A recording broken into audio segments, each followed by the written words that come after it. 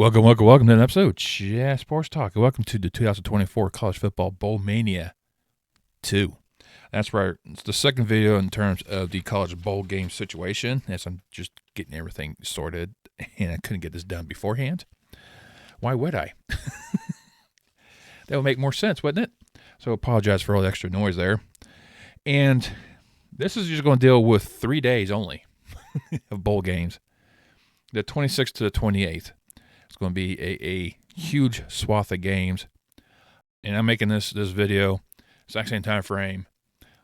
The rest of the first round games are kicking off. You also got NFL games this, on Saturday. Yeah, of course, on the Saturday. Like, I got nothing else better to do. But without further ado, let's go ahead and kick things off for the 26th of December, right, the day after Christmas, Boxing Day, depending on where you're at. Let's kick things off in Detroit for the Game Above Sports Bowl. This is formerly the Quick Lane Bowl. This will feature the 7-5 Pitt Panthers taking on the 7-5 Toledo Rockets. I think Gleason's going to give them all they can handle, almost 2,500-yard passer, 22 touchdowns, 7 picks. Weldon Zach being only a 450-yard plus rusher with 1 touchdown, so he's not. The rushing attack for Toledo is going to be the huge factor in this game. And you see in the past 5 games, they haven't really scored a lot. So offensively, they are struggling. Pittsburgh's defense has been struggling. And that's going to be one of the huge factors of this game. Can Pittsburgh defense clamp down on Toledo?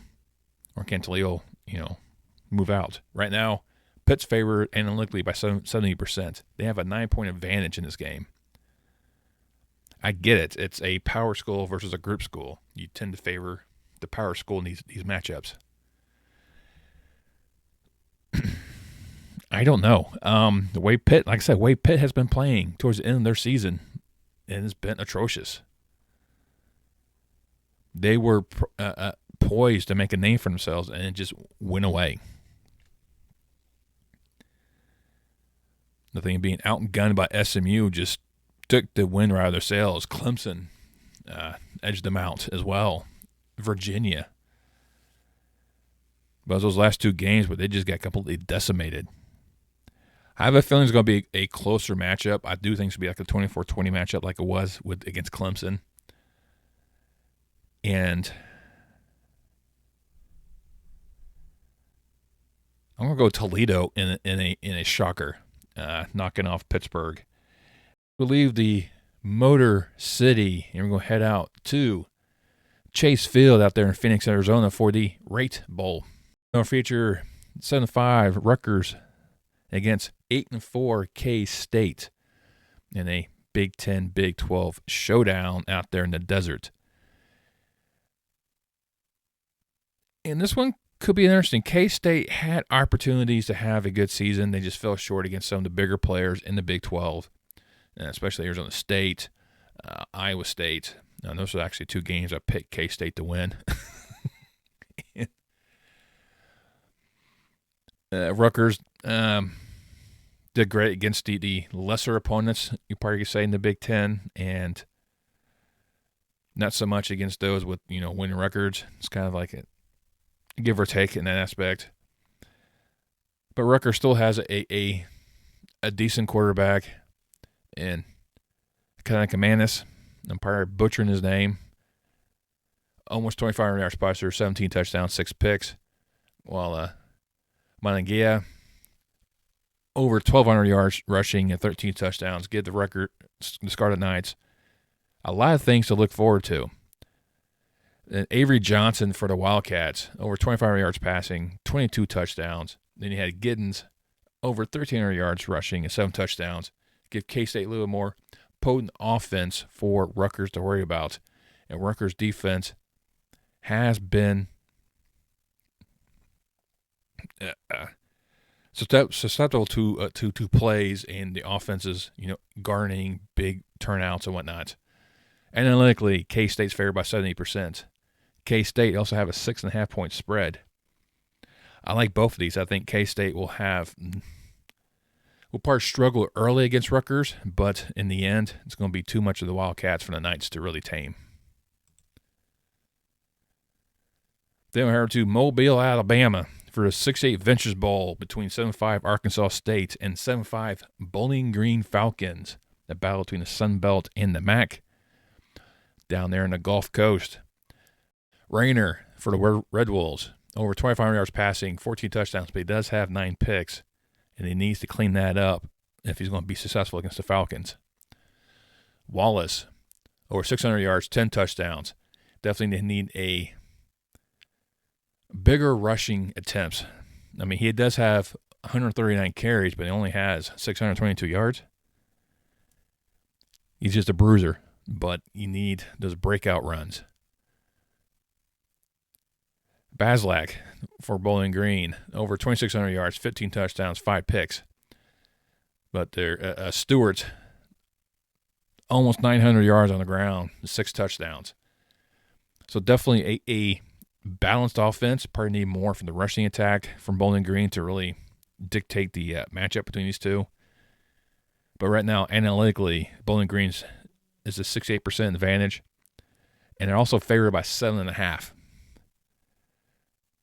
I'm not too sure about the points. I'll probably go more 7, so I'll probably take the under in terms of that one. But I also like Bowling Green to win down there in Mobile, Alabama. Fort Worth, Texas for the Lockheed Martin Armed Forces Bowl, where you get the 6-6 Oklahoma Sooners taking on the Commander-in-Chief Trophy winner, Navy, at 9-3. That's right, Navy beat Army to win the trophy, since they both beat Air Force. Whoever won that game was going to be the champion. Navy ended Army's 2-year reign. So it's going to be interesting to see how Oklahoma favors against this triple option and see how Navy's able to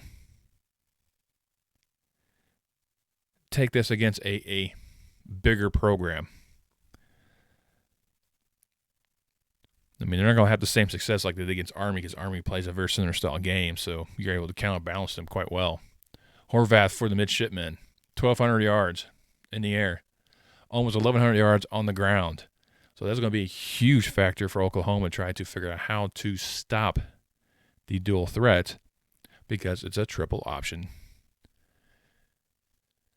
And Horvath had 28 total touchdowns. So it's going to be a huge factor trying to figure out who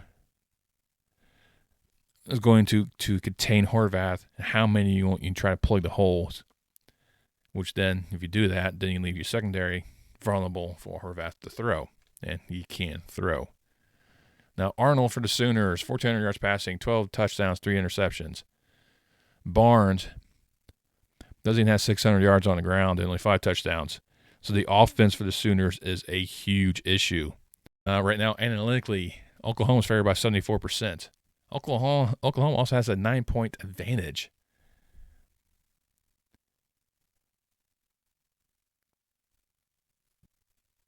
But don't be surprised if the unpredictable naval midshipman takes it to Oklahoma for at least half the game.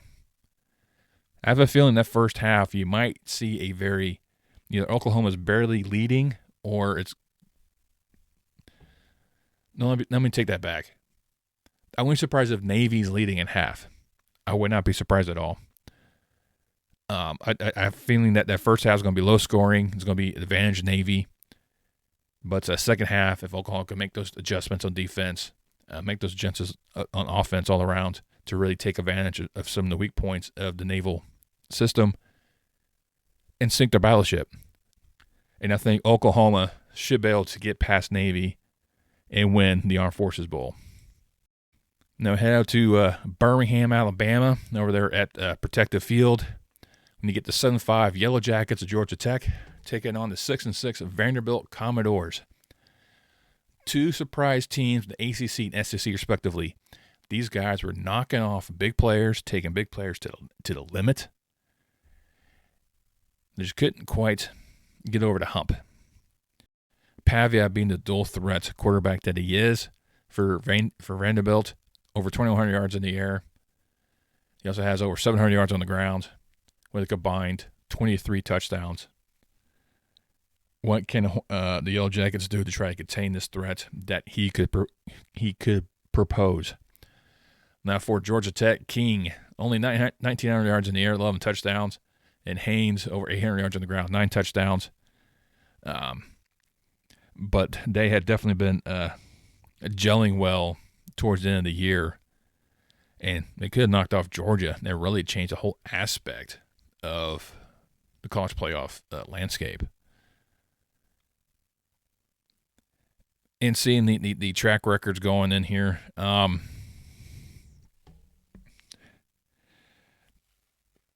right now it's kind of a very close matchup because Georgia Tech's favored by 52% analytically, and they also have a 2.5-point spread advantage. And I went back and forth. I almost went Georgia Tech on this one just because they are riding pretty good. I mean, way they handled Georgia, but just kind of collapsed right at that last second.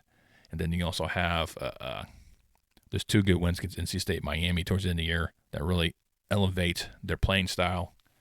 And Vanderbilt, being Vanderbilt, you just don't know which version you get. You really don't. I do think will be a close game. I do like the 2.5 spread. I'm taking Vanderbilt to edge out Georgia Tech in this affair. Over to Memphis, where the out-of-zone Liberty Bowl between the 8-4 Texas Tech Red Raiders taking on the 6-6 Arkansas Razorbacks, an old Southwest showdown. The home of the Blues. And Tech is really kind of riding pretty good. I mean, won 3 of the last 4 games in the season. Arkansas State is on the opposite end, losing 3 of the last 4 games at the end of the season. For the Raiders, over 3,000 yards, 27 touchdowns. Brooks, over 1,500 yards on the ground with 17 touchdowns. Very potent offense right there for the Raiders.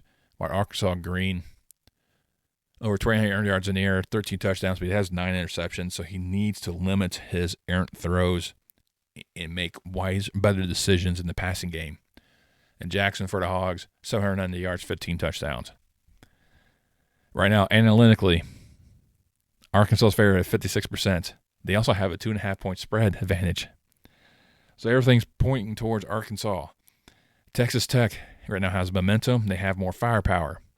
I mean, the last 2 games, they scored 108 points. And Arkansas defense has been decent, but are susceptible to stuff. But they're able to handle potent offense before. Look what they did against Tennessee. Look what they did against Texas. They went 1-1 those matchups. I also am going to go with the Razorbacks to knock off Tech in Memphis.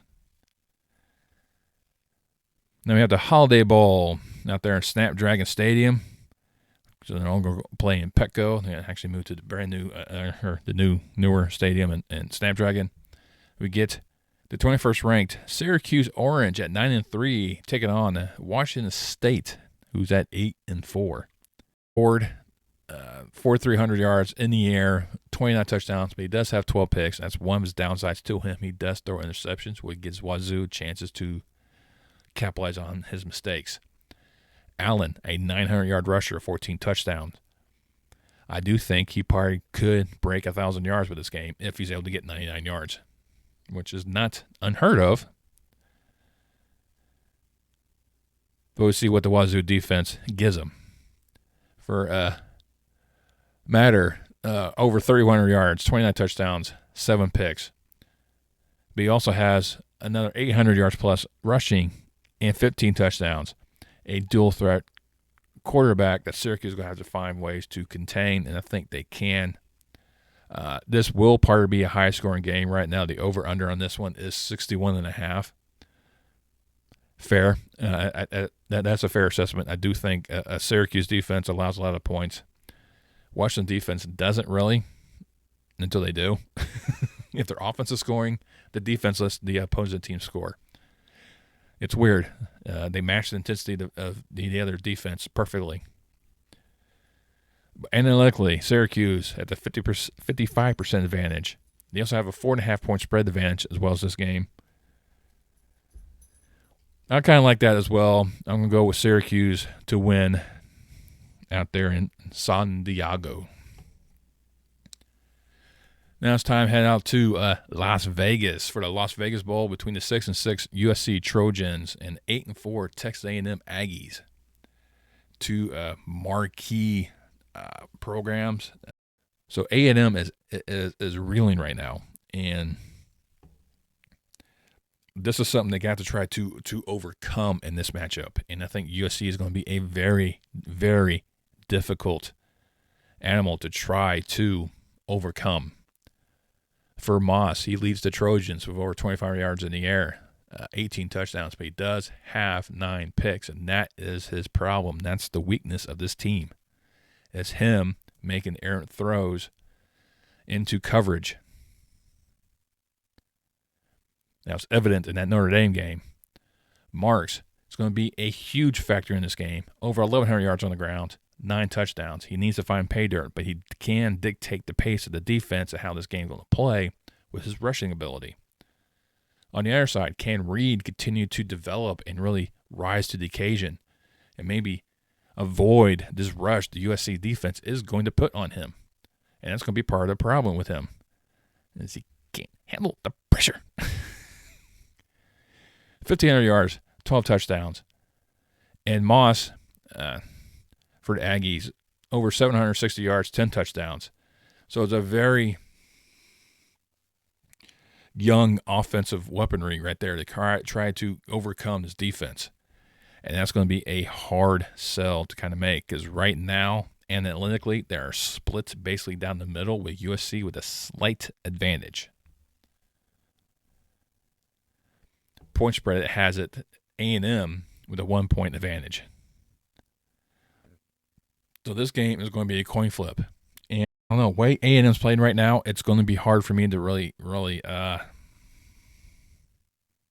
back them in this one, even though I have them on my paper as I'm going to pick A&M. But there's so many other factors to evaluate. And I think USC's offense is going to be too much for A&M's defense. Look what Texas did to them. I mean, it was only 17-7, but it was enough. It was the rushing attack. Auburn just took it to them. If that USC front could get back there and disrupt Reed and Moss in that backfield, A&M's offense is going to be inept, much what Texas did against them. So I'm going to call an audible. I am taking USC to win this game. Now we head up to Boston for the Wasabi Fenway Bowl, playing out there in the historic Fenway ballpark between the 8-4 UConn Huskies and the 6-6 Tar Heels. And it's going to be the last game before Bill Belichick takes over reins of the Carolina Blue for the Huskies. Fagnano, over 1,400 yards, 18 touchdowns. Edwards, over 750 yards, 7 touchdowns on the ground. For the Tar Heels, Criswell, 2,500 yards passing, 15 touchdowns. While Hampton, over 1,600 yards rushing and 15 touchdowns. It is going to be this factor that is going to need to really come in there. But UConn can play with the big dogs. And I think that this is going to be one of these games where they can prove themselves. Right now, North Carolina analytically is favored at 62%. UConn has a 6-point advantage in the point spread. So that's a wild variation between the two. Normally they kind of mirror each other. But I think UConn can take it to North Carolina. North Carolina right now is in disarray. But I think UConn's going to give North Carolina all they can handle. And I like the Huskies to win because they're closer to home. I guess the best way I'm going to put it. Well, let's keep this baseball theme going. Now we head to the Bronx for Bad Boy Mowers Pinstripe Bowl, featuring the 7-5 Boston College Eagles taking on the 6-6 Nebraska Cornhuskers out there in historic Yankee Stadium. This one, the house that Jeter built. Analytically, they are split down the middle, and I understand why. These teams are playing, they're almost identical. Now, I think if they switch positions and conferences, they'll have the matching records. Nebraska will be 7-5, BC will be 6-6.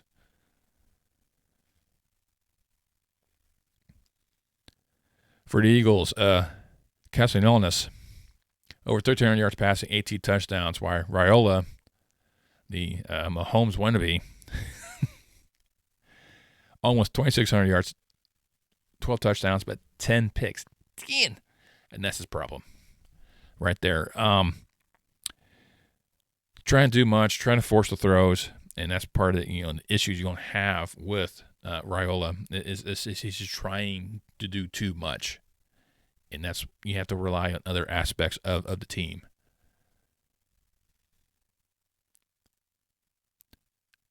Robert Cho, over 700 yards, 10 touchdowns. I probably pronounced his name wrong, but apologize.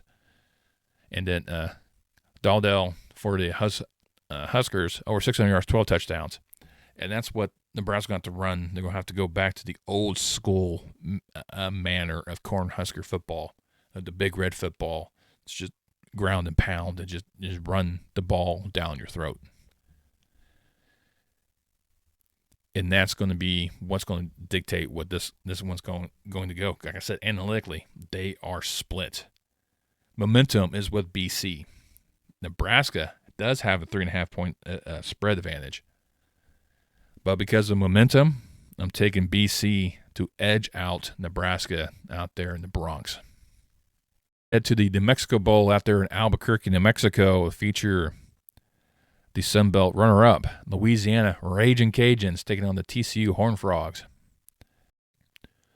Rollwidge for the Cajuns, almost 2,400 yards passing, 17 touchdowns, while Davis, 775 yards rushing, 9 touchdowns. Hoover for the Frogs right now, almost 3,700 yards passing and 23 touchdowns.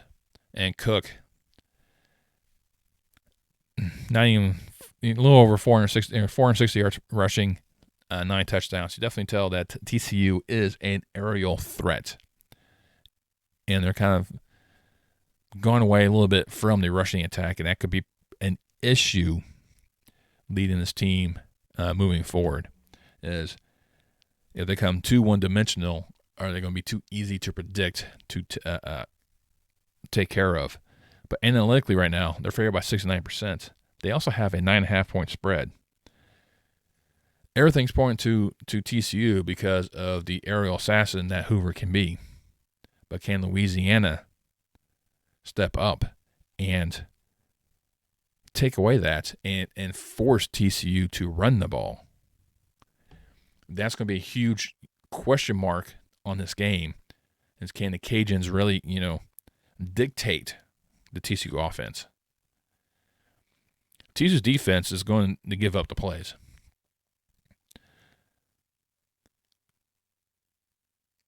But their offense has been outpacing the opposing offense, and the defense has been good enough to where it doesn't have to be too much. I mean, yeah, the 7-point win over Cincinnati was, I think, the closest they've had since the 3-point loss. So it could be due for a game where it gets out of hand for them.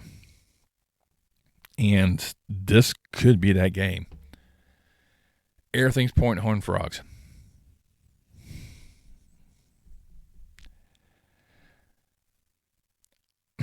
I must be, found something that may be a little loopy, but I'm taking Louisiana to knock off TCU in a shocker out there in Albuquerque. Then we have the Pop-Tarts Bowl out there in Orlando, Florida. You get the 18th ranked Iowa State Cyclones at 10-3, runners up at the Big 12, taking on the 13th ranked Miami Hurricanes at 10-2. Ward being up there on stage is one of the Heisman finalists. I had him third. as well. So, but over 4,000 yards. I mean, that is a huge number. And then having 36 touchdowns. He's been shredding teams. Martinez, his other Pacific Northwest escapee. Ward was at Washington State. Martinez was Oregon State. Over 800 yards on the ground, 9 touchdowns. So the running attack-wise is not a huge factor for the Hurricanes' offense. It is Cam Ward leading this offense. He does make some errant throws. He's been a little more loose with his accuracy, especially late in games when he's trailing. He's trying to force things, and the defense just seems to fall apart. But for Iowa State, Beck, over 1,300 yards passing, 22 touchdowns. Hansen, 670 yards, 11 touchdowns on the ground. So Iowa State has a nice, steady offense. Arizona State just decimated them. They were susceptible to Scattaboo as he ran them over. Miami utilized that same game plan and unleashed Martinez and let him run them over. Otherwise, they've been pretty good offensively. And Miami's offense has been no joke. I mean, they have been lighting people up. I mean, the 53 points against Duke. Duke, not a pushover. But then just couldn't get past Georgia Tech and Syracuse towards the end of the season. Really hampered them altogether. But analytically right now favors Miami at 69%, but Iowa State has a 2.5-point spread. Once again, another one that the two don't really match.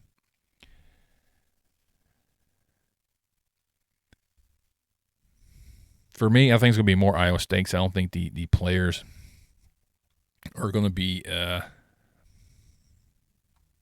playing this game that should probably play it. They'll probably be sitting out. So I do think it's going to be the backups for Miami in this game. So that's why I'm going to go with Iowa State winning the Pop-Tarts Bowl. Now we have to the Snoop Dogg Arizona Bowl out there in Tucson, Arizona, where you get the 8-5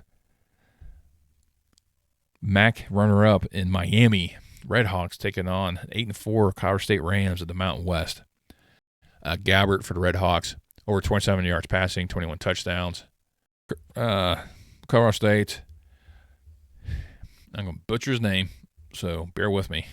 Fowler Nicolosi, 2,400 yards in the air, but only 13 touchdowns and 7 picks. So he does throw around a lot. He does have players that go around and making the catches for him.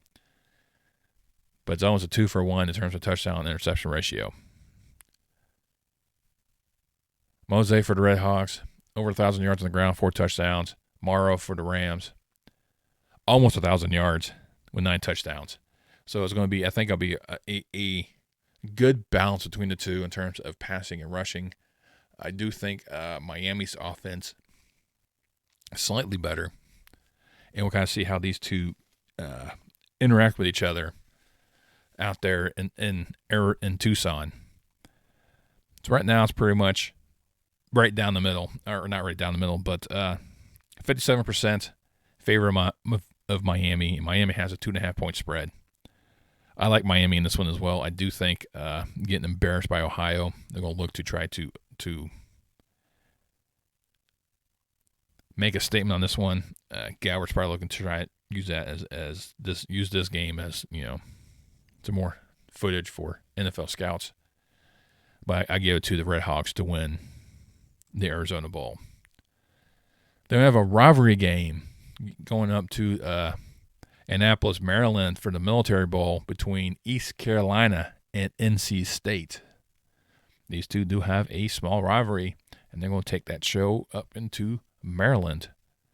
For the Pirates, Hauser, over 1,800 yards passing, 18 touchdowns, 9 interceptions, exactly 2-to-1 ratio. That's going to be an issue. Well, Bailey for the Wolfpack, almost 2,200 yards, 14 touchdowns, 9 picks. both these quarterbacks love to throw it to the other team. They like to keep things interesting. That's the best way to put about it. But Bailey definitely put up more yards, but Hauser finds more pay dirt. So give or take. I think I really have the more touchdowns than, yards. Harris for ECU, almost 950 yards on the ground, 10 touchdowns. And for NC State, almost 450 yards, 4 touchdowns for Waters. Unfortunately, NC State's a bit one-dimensional.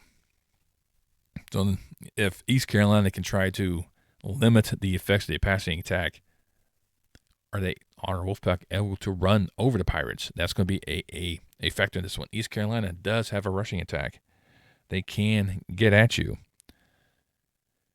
And looking at how NC State's kind of stumbled through the season, their defense is going to let them down.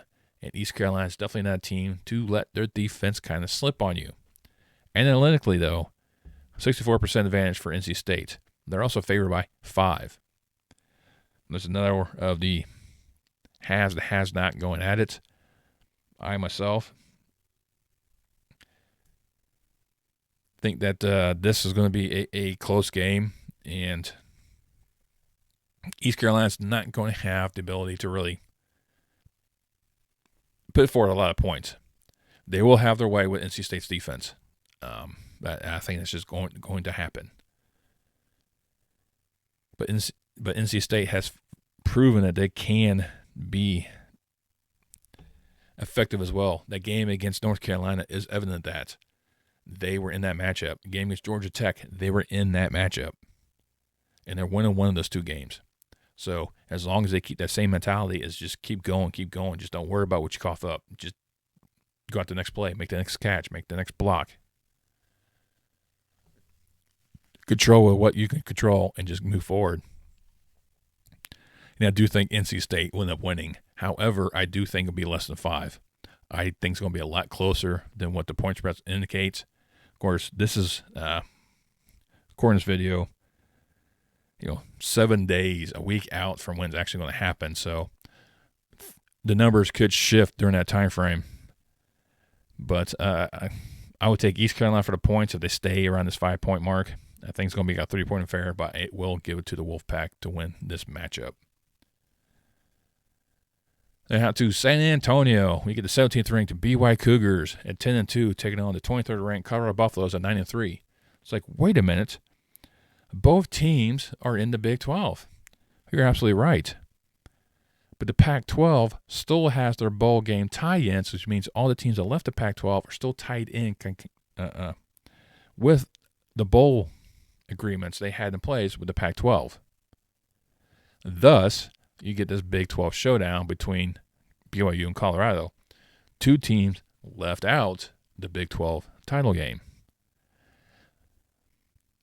And should be interesting to see how many of the faithful of the Buffaloes will be playing this game.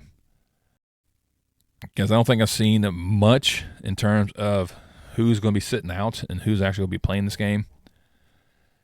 And with Hunter winning the Heisman,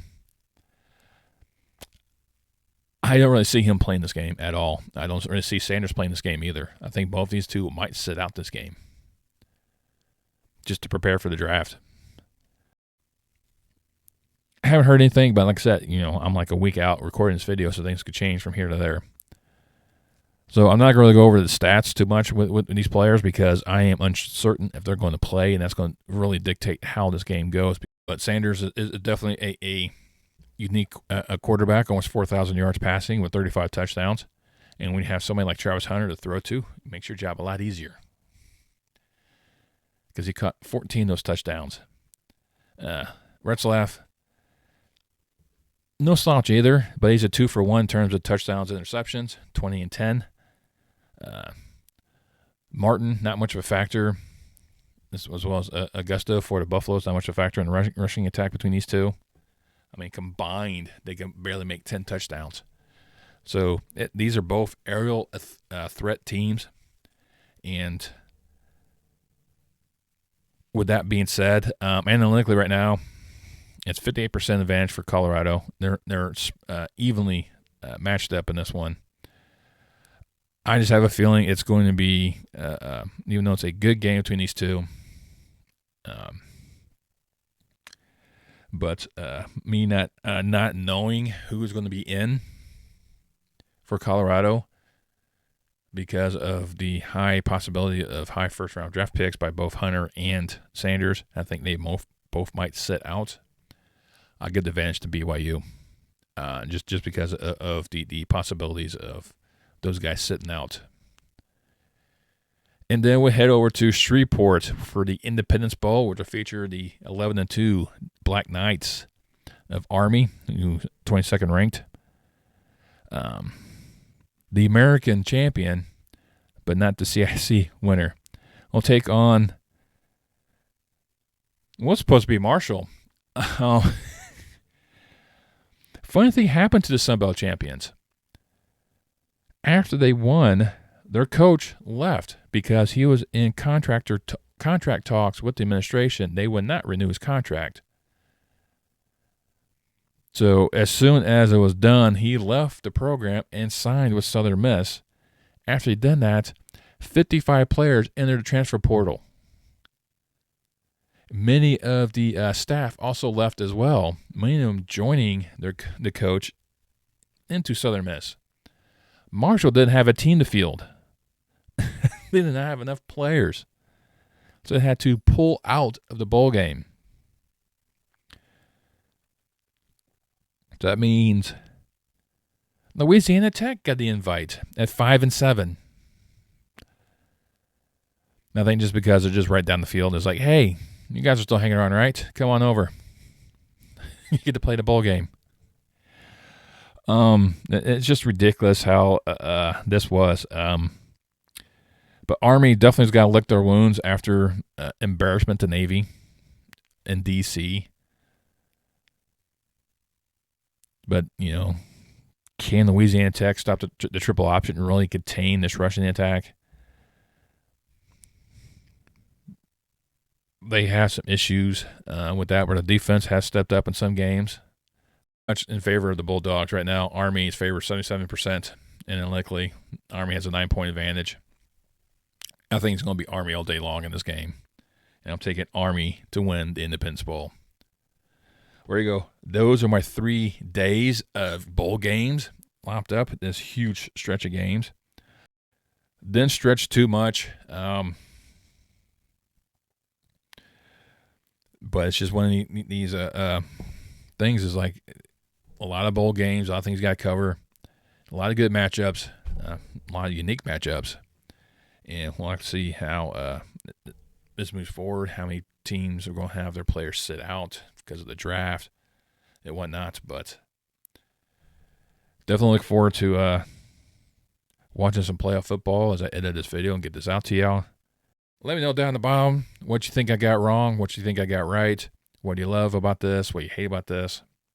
Let's mix it up, be nice, be cordial. The more action we have, the better the algorithm boosts this video out to let more people suffer the rantings of an old man and complete side missions. If you like what I do and you're still here, go ahead and hit that thumbs up. It means the world to me. Another thing to do is subscribe. That means subscribe doesn't cost you a dime. Actually, 0 pesos, no euros, no dollars. Absolutely free. You click that subscribe button, click that bell icon, turn on notifications. Let you know next time I post any more content on my channel. And I'll see you next time on Chat Sports Talk.